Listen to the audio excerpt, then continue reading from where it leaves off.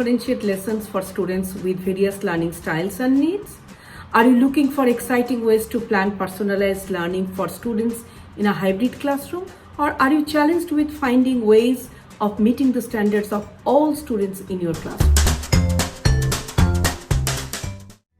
I'm Henry Godsinafo, an educational consultant and personalized learning specialist.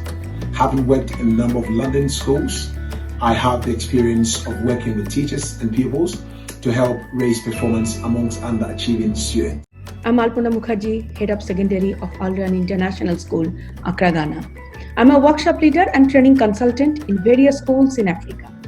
I have been working in educational leadership for more than 20 years.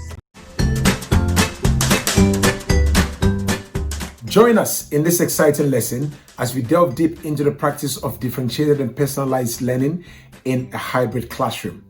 By the end of this workshop, you'll be able to plan exciting lessons for students with needs as well as students who are high achievers.